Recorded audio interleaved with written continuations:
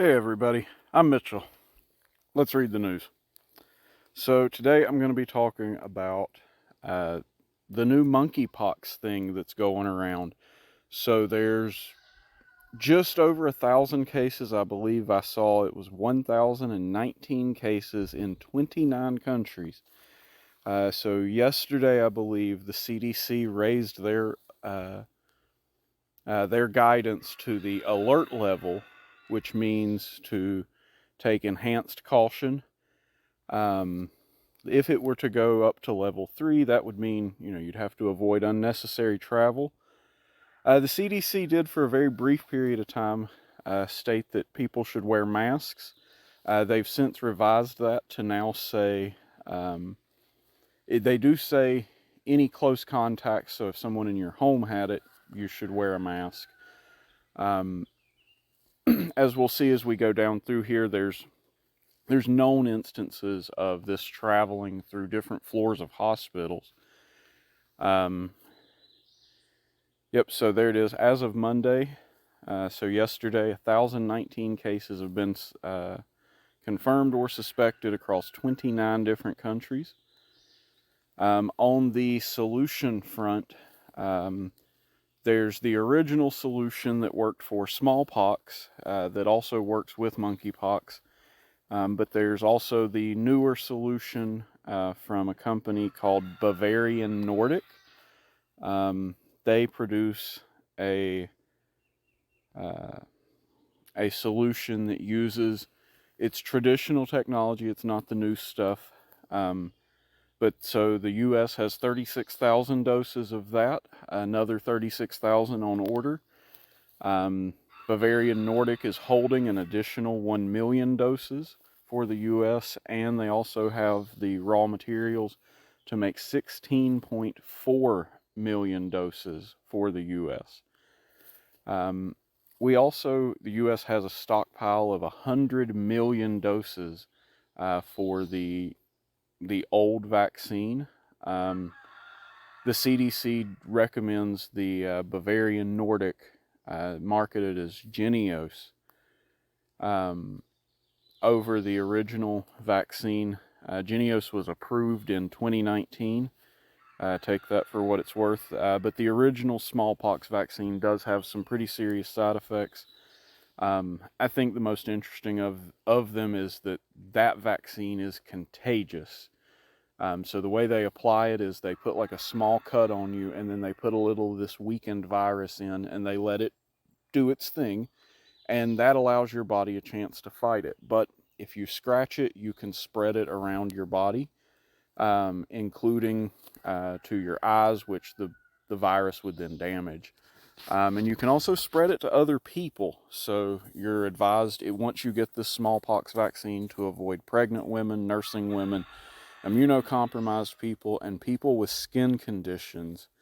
Big one is eczema. If somebody has eczema, they become susceptible to, what is the name of it? It's down here at the bottom. Eczema vaccinatum, which is a pretty, this picture here on screen, if it will load, shows it can be pretty gruesome. So these are actually pretty tame pictures. Some of the other photos, if you go look this up on like Google Images, it looks way worse. It can be life-threatening, is my understanding. So this is a side effect of people, not even necessarily who get the vaccine, but if you have eczema or you have skin conditions or you are immunocompromised, you should not get the original one,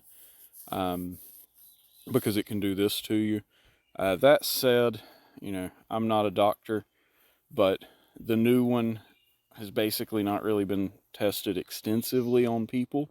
Not a lot of opportunities, right? Monkeypox was not running around prior to about the 1st of May. First part of May is when the cases started to show up. This is just the CDC's advisory levels. Again, they're on level 2 right now. One interesting thing that I noticed is they say avoid eating or preparing meat from wild game or using products derived from wild animals from Africa, such as creams, lotions, and powders. That's not super clear to me. Do they mean if you're in, the mountains of America and you shoot an animal, can you eat that? I think people are going to keep doing it anyway, so it's just interesting that they did say that. Um, they've started to distribute some of this new solution to make it available. Canada has begun to offer it to select groups, including contacts of known cases. The technique that they use with pox is a ring system. So if you get a case of it, they go to all your close contacts. Who have you spent time in small rooms with? Who have you been intimate with? Because as we'll see, that is the primary way this one is spreading. And then they offer the solution to them. That's just the way they do it. I don't know if it's right or wrong, but that is the way they do it. So Canada has begun to do that. So has, I believe, somewhere up north here. I'll pull it up in just a second. Massachusetts has also began to offer it to healthcare providers and anybody who's close to a case. It's not really known how well this stuff works in humans. It's not really, they've not had a good chance to test it. This is that chance, I guess. But it was approved based on animal studies. Now, all this stuff is quoted directly from the sources linked above.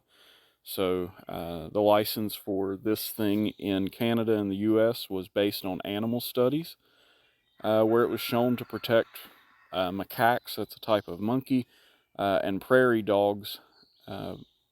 Plus, there is data showing an antibody response in people. The prairie dogs thing is interesting because the last time monkeypox was really going around in the U.S., both including 2021 and I think again 2019, it was because people, it was spreading through prairie dogs, and apparently people keep prairie dogs as pets. So that's how it was getting around. I've got another article here on how this ring methodology works. This is from Harvard. All this stuff's going to be in the show description. This was interesting. This was out of Sacramento. They had, I believe, 4 cases, and out of 4 known cases, they gave the I believe it's the new version, the Jynneos, to 30 people. This is I didn't name these articles. This is from NDTV. This was a fact checker article. They debunked 3 apparent lies about the monkeypox problem. It's not a side effect of the solution to the last global healthcare problem. Pfizer just does not make a solution for monkeypox, and Canada did not determine 95% of those cases that they have were shingles. Okay, I just found the article, thought it was interesting. They did make sure, the last solution isn't the problem. Genetic data, this was interesting. So there's multiple variants. I believe this article actually goes through and says that there's three known variants of monkeypox moving within the United States. They are similar, but they are not connected, meaning they think they're different paths, different evolutionary paths. So that means, again, you have this thing spreading around. And apparently we're not noticing people with monkeypox, is the implication, I think. I don't know how it works. But that's the case. Again, Massachusetts General Hospital has begun offering that to their people. contact tracing may be more effective because monkeypox doesn't spread as easily. They are facing issues, though, because it seems like the source of these current outbreaks in, again, 1,000 cases in 29 countries is all started from a couple of music festivals where, and this is Axios's language here, not mine, where people who identify as men who have sex with men, they went to these parties, they got monkeypox, spread it around, took it back with them wherever they went, and now it is where it is. I do keep seeing they abbreviate this as MSM. Does not mean mainstream media. The eczema vaccinatum, I think is how you say it. Again, this is the shedding of the solution, right? So you take the medicine and other people get the side effects. It's a thing. It happens. It's happening. It's a known thing with pox solutions.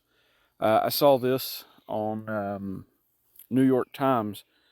Monkeypox can be airborne. They go through and they recount a couple of different cases around the world over different decades where people have, you get one case in the hospital and 7 other people get it 3 floors away from you. It can be passed from the mother to her fetus, and at least in the Congo, there's a high incidence of the infant dying, before birth, of mothers who have monkeypox. So, I don't know. Going through, looking at all the news, I've been watching, kind of following this for, I guess since probably the second week of May is when it first really started making the news. I don't know, the way they make it sound, like, I don't want monkeypox. Not going to try to get it. May even try to not get it. But it doesn't sound like it's a stop the world kind of problem, which is good. So hopefully we don't do that. I'm not a big fan of the ring solution. I think that one,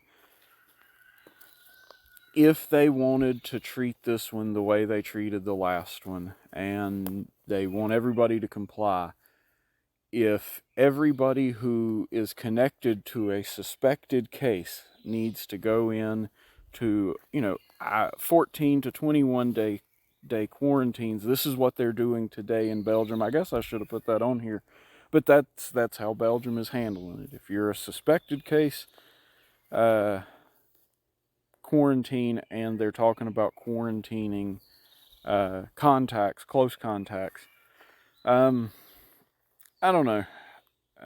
Again, the virus itself doesn't seem like a thing to be usually worried about.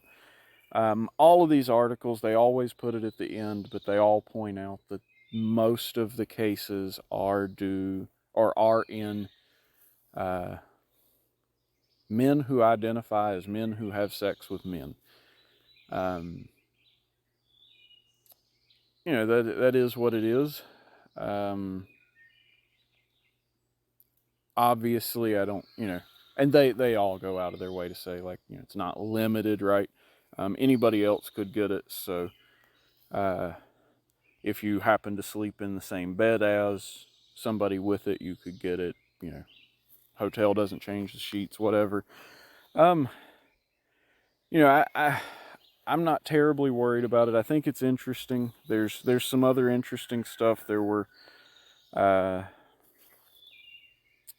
don't know what you call it, tabletop exercises done where a bioterrorism attack took place on May 15th, and a genetically modified monkeypox was released on the planet by almost accident, except it was terrorists. It's interesting. The same week, basically, you did see there were reported cases prior to May 15th, but it is interesting. After what happened the last go round, I'm not excited. I don't don't think that we have a good track record for dealing with and gauging health threats to the global community. I think we were overzealous last time. Hopefully this time we're not. And it does seem the CDC, everybody keeps saying, this is not really a threat, no real reason to worry. But it is something that needs to be contained, and I think I agree with that. Obviously, you don't want people developing sores because it is painful sores. You do get over it after a few weeks, but you might have scarring. It does seem to be particularly rough on kids, so you don't want your kids to get it. So that means you don't want to get it. But that's the news on this one. Again, I'd say be aware of it, know that it's going on. It's getting a lot of talk. We'll see.